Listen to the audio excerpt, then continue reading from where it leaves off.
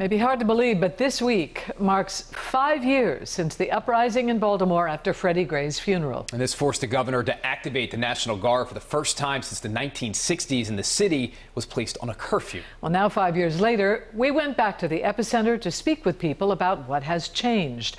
WJZ is live right now. That's where Avajoy Burnett has the story. Avajoy? Well, Denise, I spoke with community leaders and people in that area, and they're telling us despite the government-mandated consent decree and numerous changes in city leadership, they're saying nothing has changed in the 5 years since Freddie Gray's death. Now, I collaborated on the story with photojournalist Alan Cork II. 5 years later after Freddie Gray, everything's still the same, nothing really changed. What is supposed to change? When? During the uprising?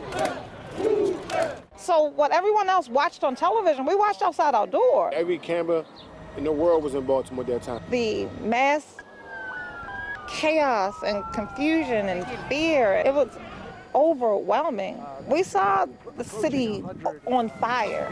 I had just left the funeral. It was surreal for me. I finally seen what I watched in the 50s, and on TV coming to fruition, in our community. We had a wound that was open. We would put the stitches in it, and now it has spread so far we need staples. Of course, none of that should have happened. The burning up stuff, burning up your own neighborhood, that's what you did. I thought that was going to be a moment turned into a movement, but it became a moment turned to silence. It feels like 2015. Isn't this crazy? Explain to us why there's so many people out here. You explained it. We're walking through an open-air drug market.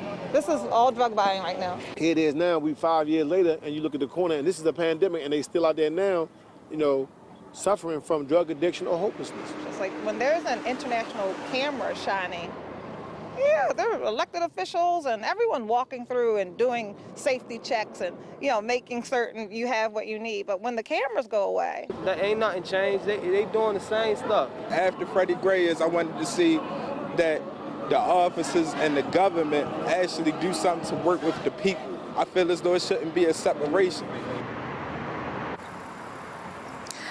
Now, Erica Alston Buck operated the Kids Safe Zone during the uprising, and she said there were nights where she had up to 100 kids in that space for a safe space. She said, unfortunately, she had to shut down in 2018 because of a lack of funding. Live at 6, Avajoy Burnett for WJZ.